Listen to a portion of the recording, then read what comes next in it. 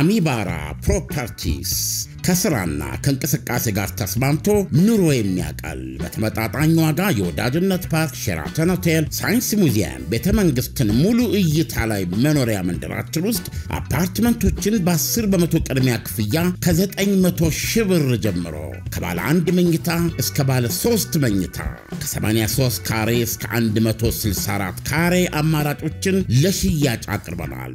በ10% ቅድመ ክፍያና በ10 ዙር አከፋፈል እንካችሁ ብለናል።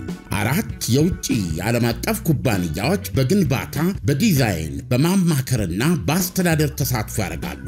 በውብ መንደራችን የከርሰ ምድር ውሃ፣ የእሳት መቆጣጠሪያ፣ መዋኛ ገንዳና የልጆች መዝናኛ ስፍራ፣ ስታንድ ባይ ጄኔሬተር፣ የኤሌክትሪክ መኪና ኃይል መሙያ ጣቢያ ወይም ኤሌክትሪክ ቻርጂንግ ስቴሽንን ያካተተ መንደር ነው። ለበለጠ መረጃ ይህን ስልክ ቁጥር ያዙ 09798792 ውጭ ሀገር የምትኖሩ በዋትስአፕ ታገኙናላችሁ። አሚባራ ፕሮፐርቲስ።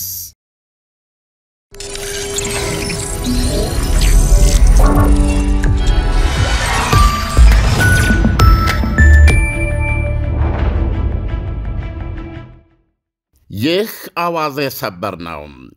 የቻይና ውጭ ጉዳይ ሚኒስትር ዋንግ ዩ ስለ ዶናልድ ትራምፕ አሜሪካ ትቅደም ፖሊሲ በጋዜጠኞች ተጠይቀው በሰጡት ምላሽ ከዱር ሕግ መጠንቀቅ አለብን ሲሉ መመለሳቸው ተሰማ። በዓለም ላይ ከ190 በላይ ሀገራት አሉ። እያንዳንዱ ሀገር ተነስቶ አገሬ ትቅደም ማለትና ጠንካራነት በሚል ሙጭጭ ማለት አለበትን? እንዲህ ከሆነ የአራዊት ሕግ ገዢ የሆነና ትናንሽና ደካማ ሀገራት ቀዳሚው የመከራ ገፈት ቀማሽ ይሆናሉ። የዓለም አቀፍ ሕግና ደንብ ክፉኛ ይደቆሳል ብለዋል ውጭ ጉዳይ ሚኒስትሩ። የፕሬዝደንት ሺ ጂንፒንግ የታመኑ ዲፕሎማሲያዊ ድምፅ ናቸው የሚባሉት ውጭ ጉዳይ ሚኒስትሩ በጋዜጣዊ መግለጫቸው ፕሬዝደንት ዶናልድ ትራምፕ ሀገራቸው ላይ 2 ታሪፎችን አከታትለው መጫናቸውን በተመለከተ ተጠይቀው ሲመልሱም ማንም ሀገር በአንድ በኩል ቻይናን እንጨቁናለን፣ በሌላ በኩል ደግሞ ጥሩ ግንኙነት ይኖረናል ብሎ መመርቀን የለበትም ብለዋል።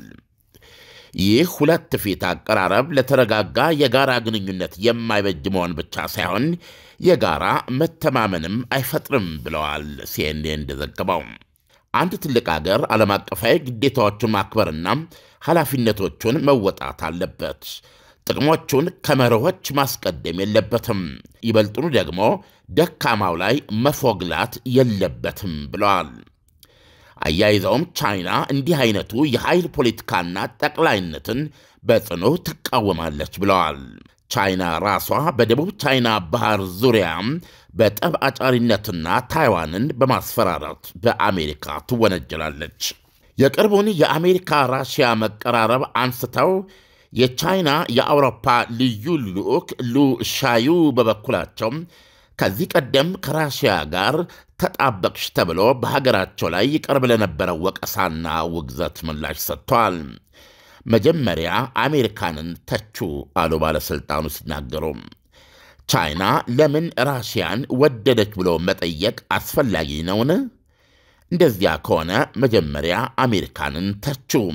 አሜሪካ ወደ ራሽያ ዘመም ማለት ብቻ ሳይሆን እየደገፈቻትም ነው ብለዋል። ሚስተር ሊ ቀድሞ በፈረንሳይ የቻይና አምባሳደርም ነበሩ። የአውሮፓ ወዳጆቻችን የትራምፕ አስተዳደር ፖሊሲዎች ከእኛ ጋር ምን ያህል እንደሚጻረሩ አሰብ በማድረግ አለባቸው ብለዋል። አያይዘውም በጋራ መጠቃቀም አቋማችን የተነሳም በቻይና ዙሪያ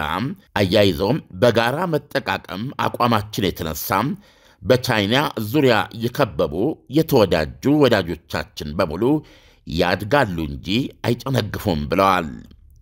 የሞስኮ ቤጂንግ ግንኙነት አሉ ባለሥልጣኑም የትራምፕ ባለሥልጣኖች በመካከሉ ሽብልቅ በማስገባት ሊሰነጥቁት ቢሞክሩም በማዕበል በታወከው ዓለማችን ወደፊት መግፋቱን ቀጥሏል ብለዋል።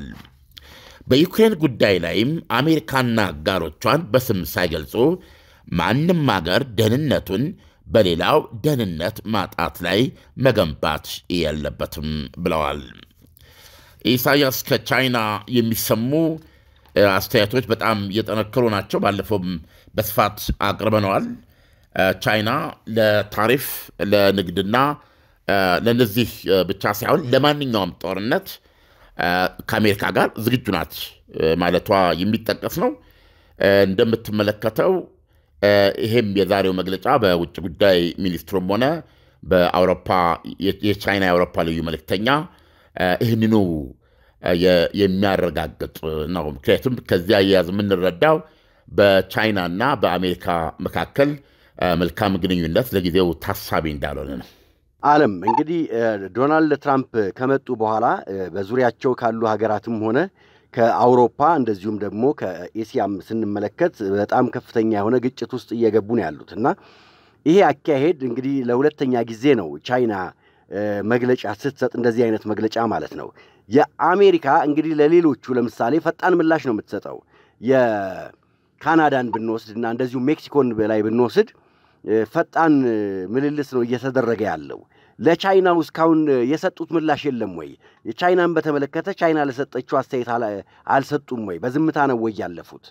እስካሁን ድረስ ይሄ ተባለ በሚል የሰጡት ምላሽ የለም።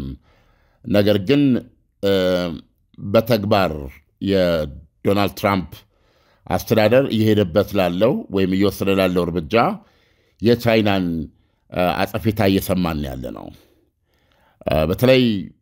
በተለይ ራሽያና አሜሪካ ያላቸው አቀራረብ ከዚህ ቀደም እንዳነሳ ነው ቻይናን ስጋት ላይ ቢጥለው። አሁን እንደሰማነው ከቻይናው ባለስልጣን በመካከላችን ሽብልቅ ለማስገባት የትራምፕ አስተዳደር ባለስልጣኖች የተፋፋመ ጥረት እያደረጉ መሆኑን የሚናገሩት። ስለዚህ ይሄ ደግሞ በጣም ስትራቴጂክ ነው።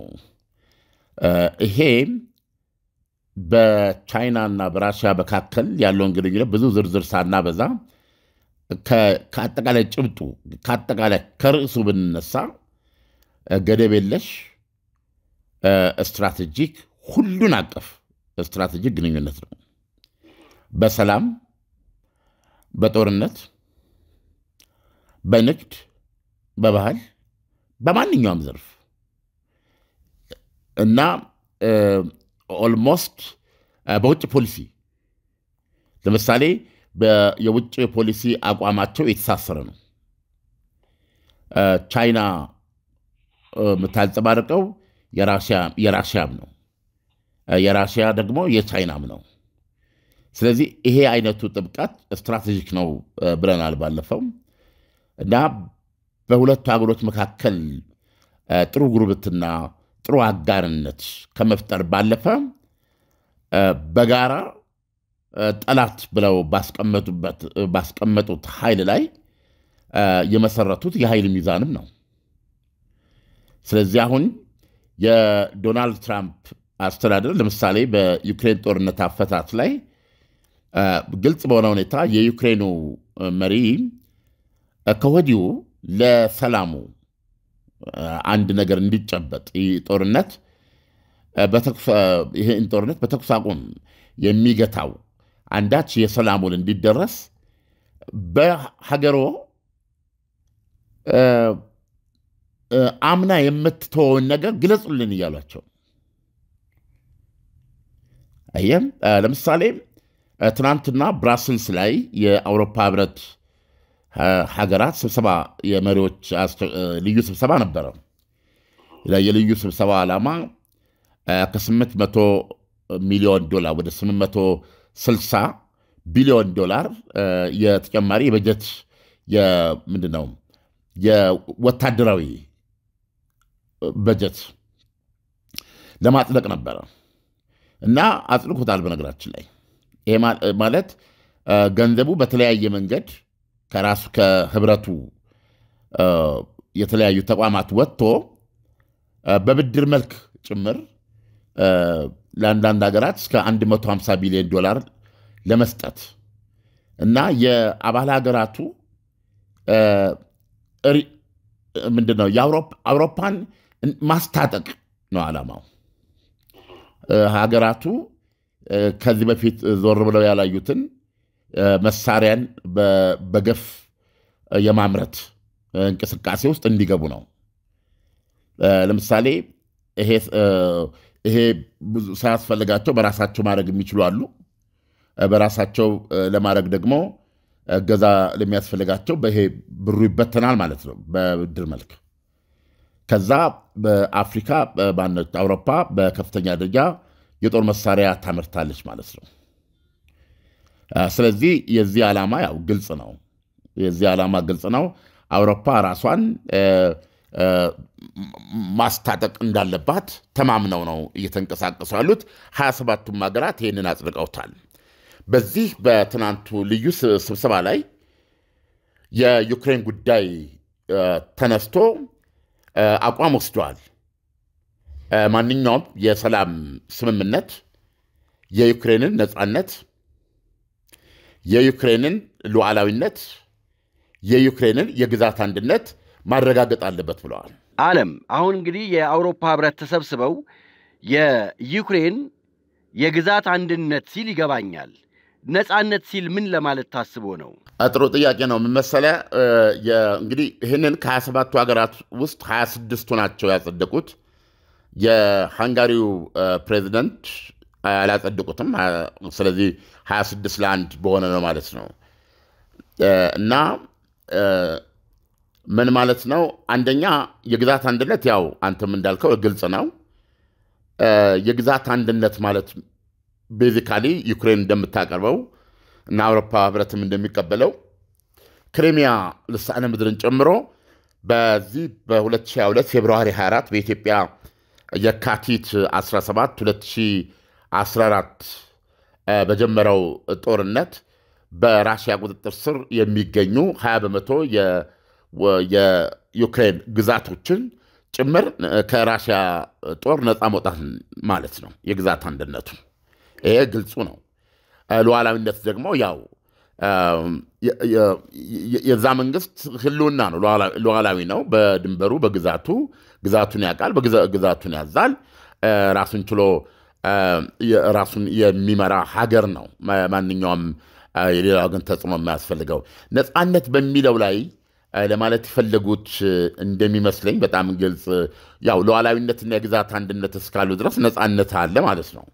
ግን ነፃነት የሚለውን እዚህ ላይ ስትሬስ ያደረጉበት ምክንያት አሁን ዋናው ይሄንን ጦርነት የጫረው ራሽያም እንደምታቀርበው አሜሪካም ልክ ነው ብላ የዶናልድ ትራምፕ አስተዳደር እንደተስማማበት ቻይናም ቀደም ሲል በነበረው ዘገባ ላይ ሰምታል። ማንም ሀገር የራሱን ደህንነት በሌላው ደህንነት ማጣት ላይ መገንባት የለበትም። የኔቶ የዩክሬን ድረስ መምጣት የራሽያን ደህንነት ስጋት ላይ የሚጥል ነው። ስለዚህ የአሜሪካና የአጋሮቿ ምዕራባውያን ደህንነት በራሽያ ደህንነት ማጣት ላይ ሊመሰረት አይችልም ነው። ስለዚህ ግልጽ በሆነ ቋንቋ የዩክሬንን የኔቶ አባልነት ጉዳይ ቻይናም እንደማትቀበለው በሌላ መልኩ የሚያሳይ ነው ይሄ። ስለዚህ አሁን አውሮፓውያኑ ወይም ደግሞ የአውሮፓ ህብረት ነፃነት ሲሉ የኔቶ አባል መሆኗም የማይቀር እንደሆነ አድርገው ነው የወሰዱት አቋም እና በግልጽ በእውነት ነው የምነግርህ በአውሮፓ በኩል እየተያዘ ያለው አቋም የዩክሬን ጦርነት እውነቱን ነው የምነግርህ በአውሮፓ ህብረት እየተያዘ ያለው አቋም የዩክሬን ጦርነት ያለ ጦርነት የማይፈታ መሆኑን የሚያሳይ ነው። ከሁለት አንዳቸው ጦርነቱን መቀጠል የማይችሉበት ሁኔታ ካልተፈጠረ ወይም ደግሞ ወደ ለየለት ዓለምን የሚያጋግም አይነት ፍልሚያ ይቀየራል እንጂ ሌላ መንገድ የለውም ነው ለሰላም። ዓለም እዚህ ጋር አንድ ጥያቄ ልጠይቅ እፈልጋለሁ። አሁን ለምሳሌ አውሮፓ ህብረት ነው እስካሁን እንግዲህ ባለው ተጨባጭ ሁኔታ የአውሮፓ ህብረት ሆኖ ቀጥሏል፣ እንግሊዝ ሳያካትት ማለት ነው። ኔቶ ደግሞ እዚሁ አውሮፓ ህብረት ላይ አሜሪካንን መጨመር ማለት ነው እና አሜሪካ ደግሞ ኔቶ ላይ ከሌለች አሁን በአሜሪካ አቋም እንግዲህ ስንመለከት ከሩሲያ ጋር እጅና ጓንት ሆና የመቀጠል ፍላጎት ካላት የሩሲያን ሐሳብ አሜሪካ የምትደግፍ ከሆነ ኔቶ አለ ወይ? አስደሳች ዜና ለኤሌክትሪክ ተሽከርካሪ ተጠቃሚዎች በሙሉ የኛ ማይክሮ ፋይናንስ አክሲዮን የኤሌክትሪክ ተሽከርካሪዎች አቅርቦትን ከግምት ውስጥ በማስገባት ከባትሪ ህይወት ጋር ተያይዞ ያለውን አደጋ ለመቀነስ የኤሌክትሪክ ተሽከርካሪዎች ባትሪ መተኪያ የቁጠባ አገልግሎት አቅርበዋል። የኤሌክትሪክ ተሽከርካሪዎች ባትሪ መተኪያ የቁጠባ አገልግሎት ደንበኞች ባትሪ ካለምንም ስጋት መተካት እንዲያስችላቸው ከብድር አቅርቦት ጋር የተቆራኘ ሆኖ የቀረበ ነው። ሂሳቡ ሲከፈት በየወሩ የሚሰላ 10.5% ዓመታዊ ወለድ ይታሰብበታል። ተቋሙ የኤሌክትሪክ ተሽከርካሪዎችን በመያዣነት በማስመዝገብ እስከ 200% የሚደርስ የባትሪ ምትክ ብድር ይሰጣል።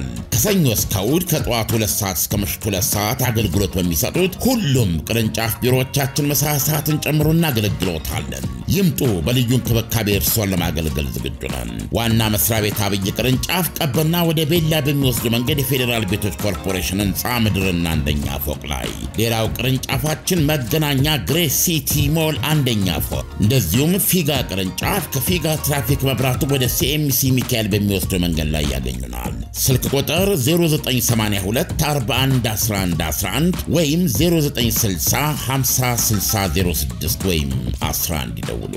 የኛ ማይክሮ ፋይናንስ የኛ ለሁሉም።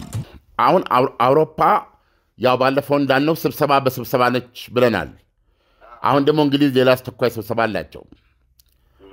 እንደገና ደግሞ በአጠቃላይ ስብሰባ ነው። አሁን ይሄ ፖዚሽኒንግ ነው።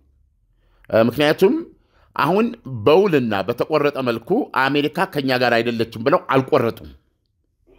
ምክንያቱም እንደ አውሮፓ አባል እንደ አውሮፓነቷ እንግሊዝ የመሪነት ሚና ነው ጫወታለሁ የምትለው ስቲል ማንኛውም በአውሮፓ በኩል የሚታቀዱ አሁን ያልኩም ራሳቸው ለምሳሌ የዩክሬን ነጻነት፣ የዩክሬን ሉዓላዊነት፣ የዩክሬን ግዛት አንድነት ብሎ የአውሮፓ ህብረት ያሳለፈውን ውሳኔ አሜሪካ እንድትደግፈውና እንድትቆምለት ነው የሚፈልጉት። ማድረግም ይቻላል ብለው ነው የሚያስቡት አሁንም። ስለዚህ አሁን እንቅስቃሴዎች ነው የምናየው እንጂ እንግዲህ እንደነገርኩ የዶናልድ ትራምፕ አሁን ቤዚካሊ አሜሪካ ማለት ዶናልድ ትራምፕ ናቸው።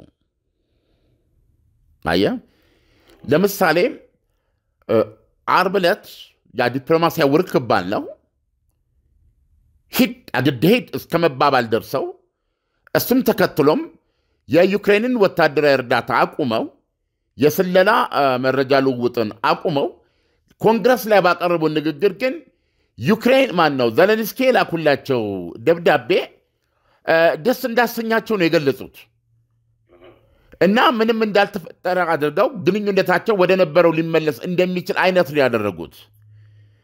እና አሁን ዝም ብለህ ስታይ ለምሳሌ ማዕቀብ ማነው ታሪፍ በካናዳና ሜክሲኮ ላይ ሁለቴ ጭነዋል። ሁለቴ መጨረሻው ደቂቃ ላይ አንስተዋል።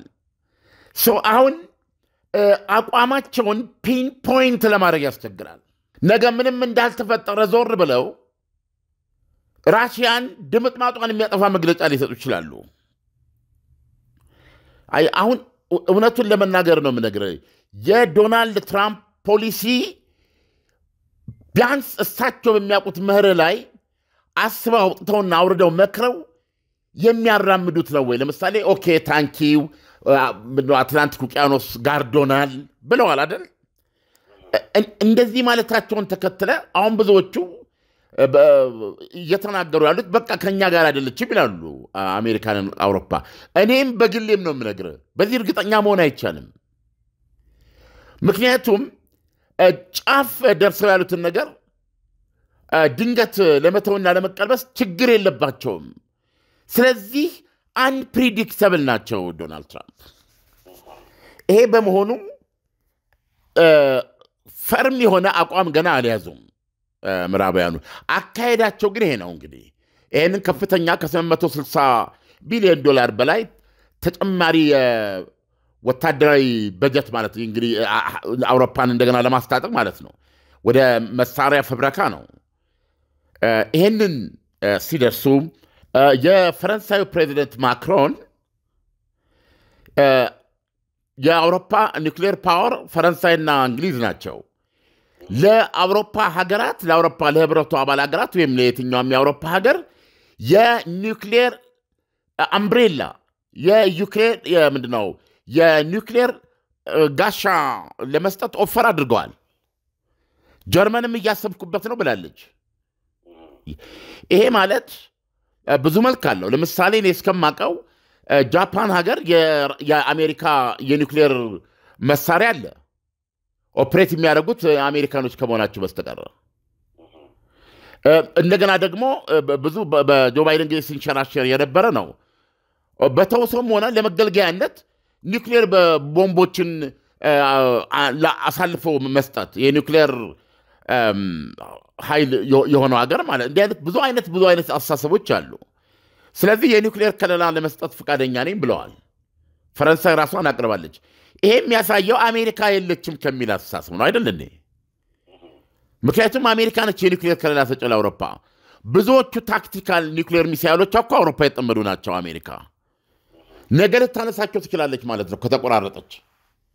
እነዚህን ሁሉ ሰብስባ ወደ ሀገሯ ልትወስድ ትችላለች። ያ ማለት አውሮፓ ላይ የተተከሉት ታክቲካል ሚሳይሎች በሙሉ የተነጣጠሩት ራሽያ ላይ ነው። በዚህ በኩል ስታይ ፈንዳሜንታል በሆነ ስር ነቀል የሆነ ዓለም አቀፋዊ ለውጥ ታያለ ማለት ነው። አሜሪካ ከአውሮፓ እየወጣች ነው ማለት ይቻላል ቤዚካሊ። ግን ደግሞ የእንግሊዙ ጠቅላይ ሚኒስትር ማንኛውንም በአውሮፓ ስም የሚወጣ ሀሳብ አሜሪካንን ያካትትበታል። ከአሜሪካ ጋር ደህንነታችን ሁሉ ነገር የተጋመደ ነው በማለት አሜሪካንን መልሰው ማምጣት እንደሚቻል ነው እንግሊዝ የተንቀሳቀሰች ያለችው። ባይ ዘ ዌይ አሁንም የእንግሊዙ መከላከያ ሚኒስትር አሜሪካን ያሉት በፔንታጎን ከአሜሪካ መከላከያ ሚኒስትር ጋር ሊነጋገሩ ማለት ነው። እነዚህ ነገሮች ስታይ ገና ነው። ይሁን እንጂ አሁን በግልጽ እንደምታየው የአውሮፓ ህብረት የዶናልድ ትራምፕን የሰላም እቅድ እኔ ከማንም በላይ እየተጻረረ ነው ብዬ ነው የማምነው። የዶናልድ ትራምፕ የሰላም እቅድ በአርብ ዕለት ውርክብ በይፋ እንዳየ ነው ኮምፕሮማይዝ ማድረግ አለብህ የሚል ነበር። በደንብ ተከታትለው እኮ ነው ኢሳያስ። አየህ ይቅርብኝ ብለህ አሳልፈህ የምትሰጠው የምትለቀው ነገር መኖር አለበት ነው ያሏቸው ዘለንስኪ። እኔ ከፑቲን ጋር ብቻቻለው ነገር የለም ነው ያሉት አይደል? ስለዚህ የሚቻቻሉት ነገር ከሌለ በዚህ በኩል የራሽያ ፕሬዚደንት ሐሙስ ዕለት ሀገሬ የሌላ የሆነን አንድም ነገር አትፈልግም፣ የራሷ የሆነን ግን የምትሆ ነገር የለም ብለዋል። ራሽያ የራሴ ካለችው አንዱ ይሄ ምንድን ነው የሚባለው ዶንባስ የምትለው ዶኔትስክና ሉሃንስክ፣ ኬርሶን እና ዛፖሪዥያን ከ70 በመቶ በላይ ይዘዋል። ነገር ግን እነዚህን 100% የራሽያ ካርታ አካል ናቸው። እነዚህ ራሽያ ናቸው ነው የሚሉት። ስለዚህ ሐሙስ ንግግራቸው የሚያሳየው ይሄንን ነው። አንዱ ጥያቄ ያለው ኦኬ በዚህ በኩል የምትሆን ነገር አሳውቀን የሚል ጫና በዩክሬን ላይ አለ።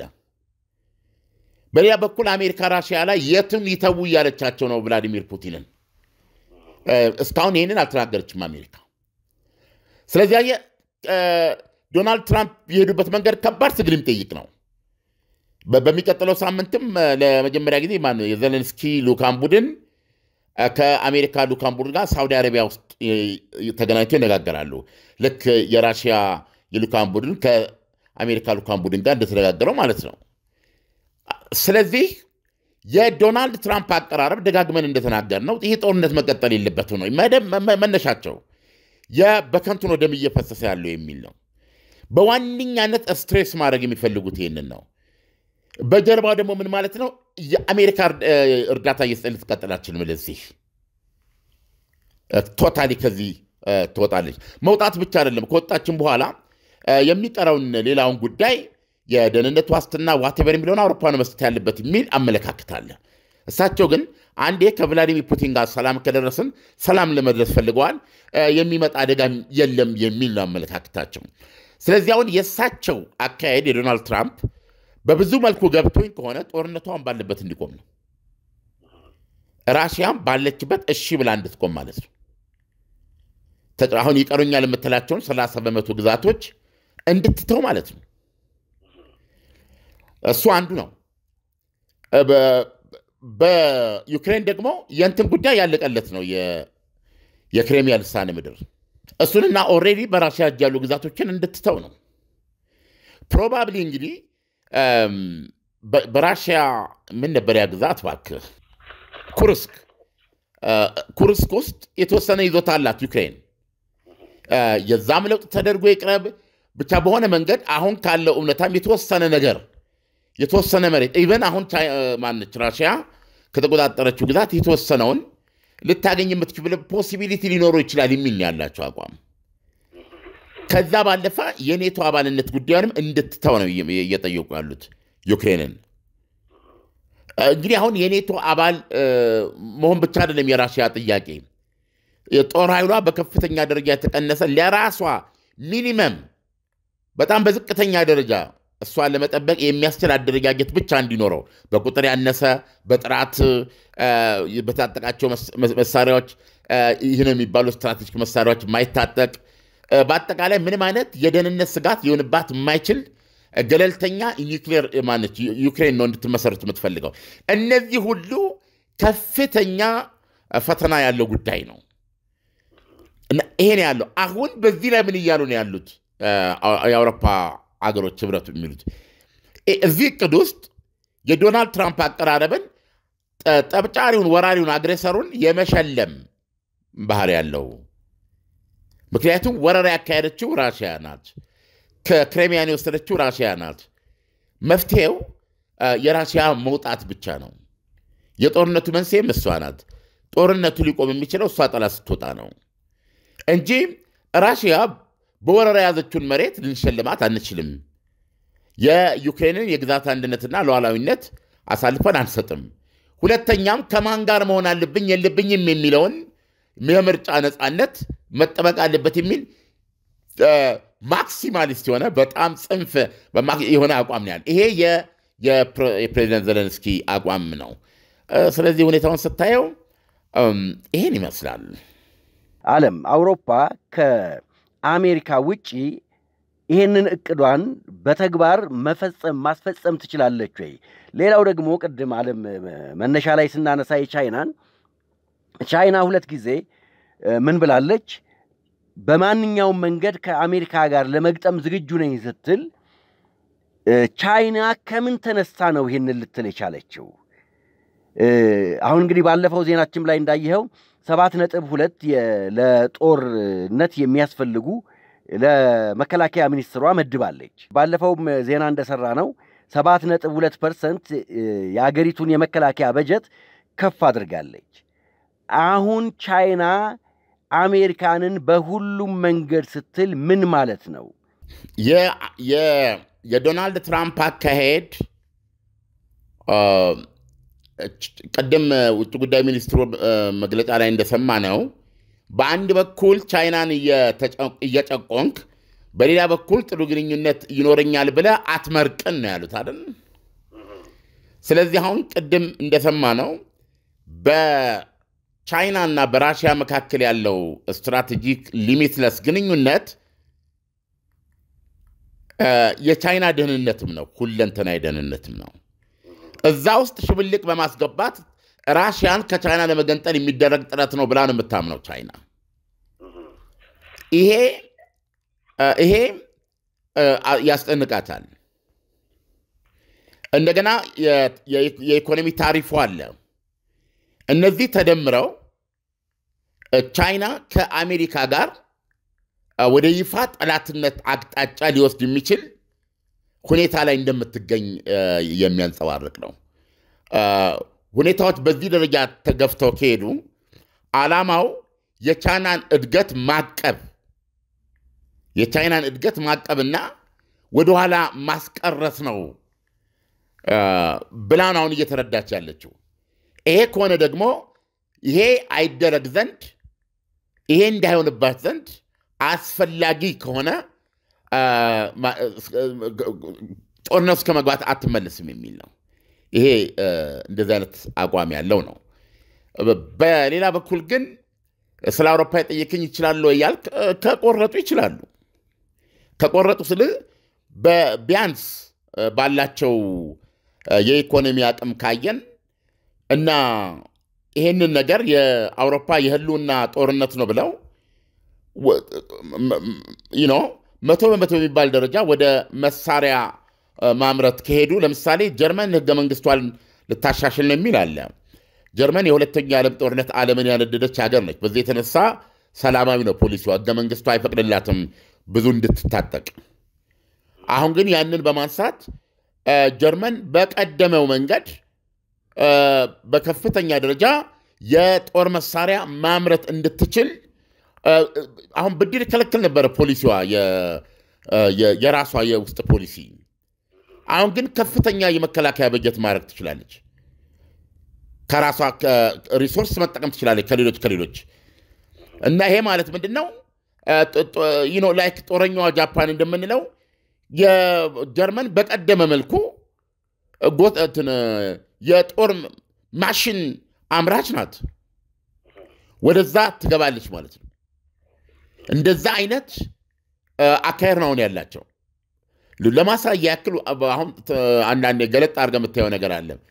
የ2023 የጀርመን ጂዲፒ 4 ምናምን ትሪሊዮን ዶላር ነው።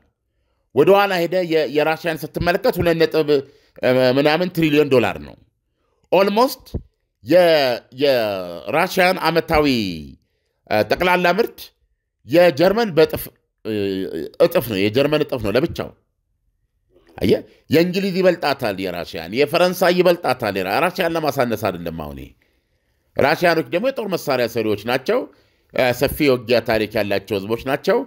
ከቀዝቃዛው ጦርነት ትሩፋት የሶቪየት ህብረት ትሩፋት የሆነው ማንም ዓለም የሌለው የኒውክሌር ጎተራ አላቸው። አይካድም። ግን እነዚህ ሀገሮች ያላቸውን ኢኮኖሚ ሪሶርስ ወደ መከላከያው እናስገባው ካሉ እጃቸው ላይ ያለው ሳይንስና ቴክኖሎጂ አንጻር በ2 እና በ3 ዓመታት ውስጥ የሚገርም ለውጥ ሊያመጡ ይችላሉ። እና አሁን ምንድነው ይሄ አካሄድ ወደ ምን ያመጣናል ስትል የፈራ ነው የሶስተኛው ዓለም ጦርነትን ያስቀራሉ ብለን ተስፋ ያደረግናቸውን ዶናልድ ትራምፕ የሚወስዱት አቋራጭ እርምጃ እስከሌለ ድረስ ባዶ እጃቸውን አጨብጭበው እንዲቀሩ ሊያደርግ ይችላል። በዚህ ደረጃ የሚቆርጡ ከሆነ ነው ትልቁ ጥያቄ አውሮፓ ላይ ሊነሳ የሚችለው አንድነቱ ይኖራል ወይ ነው። ያለ አሜሪካ መኖር ጠርሰው የማያውቁት ነው። እና እነዚህ ነገሮች በጥያቄ ታስቀምጣለህ እንጂ ሁኔታዎች አሁን ባላቸው ሁኔታ ምንም ለመሆን የሚያስችል ነው። ኢሳያስ ዓለም ለትንታኔው አመሰግናለሁ። መልካም ቀን ይሁንልህ። አሚባራ ፕሮፐርቲስ ከስራና ከእንቅስቃሴ ጋር ተስማምቶ ኑሮ የሚያቀል በተመጣጣኝ ዋጋ የወዳጅነት ፓርክ፣ ሼራተን ሆቴል፣ ሳይንስ ሙዚየም፣ ቤተ መንግስትን ሙሉ እይታ ላይ መኖሪያ መንደራችን ውስጥ አፓርትመንቶችን በ10 በመቶ ቅድሚያ ክፍያ ከ900 ሺህ ብር ጀምሮ ከባለ 1 መኝታ እስከ ባለ 3 መኝታ ከ83 ካሬ እስከ 164 ካሬ አማራጮችን ለሽያጭ አቅርበናል። በ10 በመቶ ቅድመ ክፍያና በ10 ዙር አከፋፈል እንካችሁ ብለናል። 4 የውጭ ዓለም አቀፍ ኩባንያዎች በግንባታ በዲዛይን በማማከርና በአስተዳደር ተሳትፎ ያደርጋሉ። በውብ መንደራችን የከርሰ ምድር ውሃ፣ የእሳት መቆጣጠሪያ፣ መዋኛ ገንዳና የልጆች መዝናኛ ስፍራ፣ ስታንድ ባይ ጄኔሬተር፣ የኤሌክትሪክ መኪና ኃይል መሙያ ጣቢያ ወይም ኤሌክትሪክ ቻርጂንግ ስቴሽንን ያካተተ መንደር ነው።